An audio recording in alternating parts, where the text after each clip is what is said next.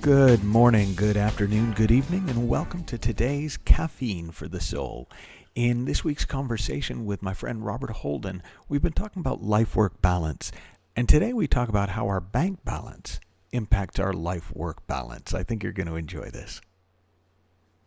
So there is a huge part of life-work balance, I'm assuming for most people, which is to do with money. So you know, you talk about coaching.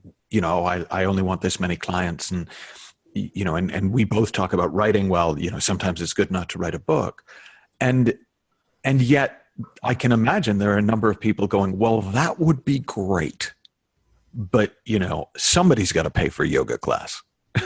Yes. You know, somebody's got to pay for the wine. The wine. So it's got to pay to have, you know, a family.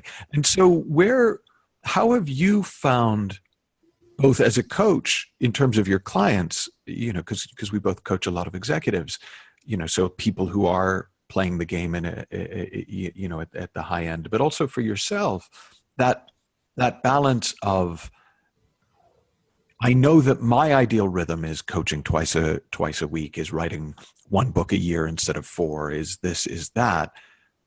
But my bank balance, see what I did there? Just got the word, thanks. Nice. But my bank work balance that needs to be taken into account as well. Yeah.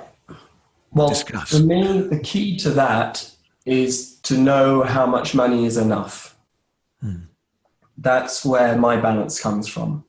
The tendency I have noticed in my conditioned self and in the sociology that I'm surrounded by is to maximize my income. Mm-hmm. And I found that my income would indeed maximize, it would indeed increase, but often as a new year came in, I felt an extraordinary pressure to then increase the amount on last year. Yeah.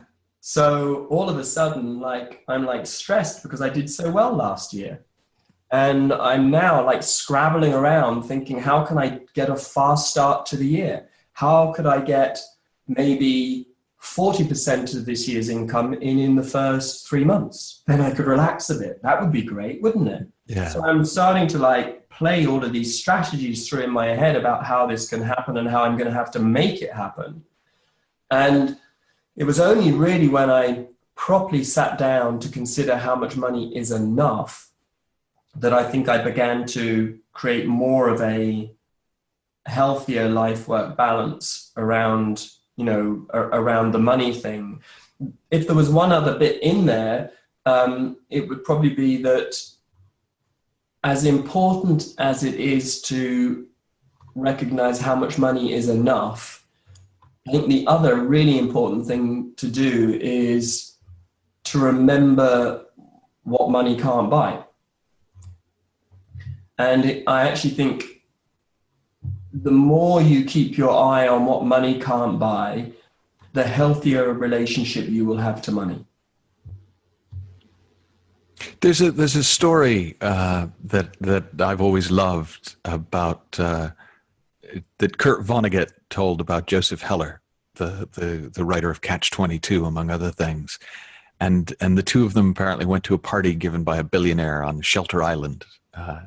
And Kurt Vonnegut said to Joseph Heller, "Joe, how does it make you feel to know that our host only yesterday may have made more money than your novel Catch-22 has earned in its entire history?" And Joe said, "Well, I've got something he can never have." And Kurt Vonnegut said, "Well, what on earth could that be, Joe?" And Joe said, "The knowledge that I've got enough." And I think that's such an interesting notion, because enough may or may not be a number. So how do you define enough in relation to, you know, I mean, specifically in relation to money, though, I think it's an interesting thing to explore in relation to everything. I do my numbers. I have my household accounts. I have a sense of what needs to happen. What I would do is I would back up a minute and say that I think one of the reasons why most of us cannot have a life-work balance in today's society is because most of our societies today run a debt economy. And for me, debt economies are wholly unnecessary, of course, in first world countries. They're completely unnecessary. We don't need them as such. They clearly work for some people, but obviously don't work for enough people. I would suggest that Brexit and the recent US presidential campaign was in many ways fought around the carnage of debt economies, and so many people feeling like they are losers and that they don't have enough. But so just to say early on, Michael, I did my very best to not be in debt. And that meant not having credit cards and paying with cash for things. Even when I had a debit card, I would just pay for it physically, partly because I enjoyed whatever I paid for more afterwards. It was like, wow, that's like a real thing I just bought. But I really did do that. And in fact, I remember a bank manager coming around to see me when I was 28 or something and asking me for my debts. And the only debt was a mortgage, and it wasn't a very big mortgage. But he just kept asking, but what else? But what else? Where are your other debts? And I said, well, really, that's it. And, he had all of these boxes to tick off. And he said, he said, honestly, and I just remember him saying it, he said, you are by no means, you have by no means, the greatest amount of money of my clients that I work with, but I would have to say, I think you might be the wealthiest. And it was a remarkable thing, but just to hear that from him. Yeah.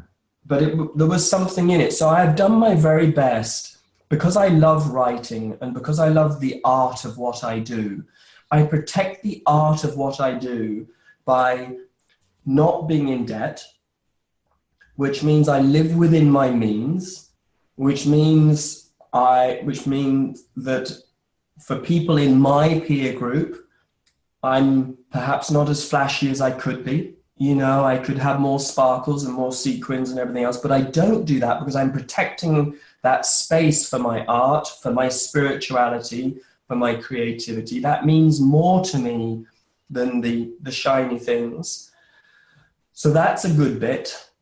And then from there, not therefore being in debt in that way, I can then think about what's enough. And what's enough, I've got a pretty good idea about. And the other thing that I have got up my sleeve, which you've got up your sleeve, which is, which I think, by the way, is perhaps a reward for the bravery of being self-employed, which is that you can at any moment increase your income. It doesn't take too much to make a concerted effort somewhere and offer a new expression to the world and say, would anybody be interested? So there is that too, and I think that's a very wonderful thing. Robert has a number of books I really like, and particularly relevant to today's conversation is his book, Success Intelligence. You can find out more about that and everything else that Robert has written and what he's up to at his website at robertholden.org. Tomorrow we continue the conversation and we take a look at the relationship between the present, the future, and life-work balance. Until then, have fun, learn heaps, and we'll talk to you soon.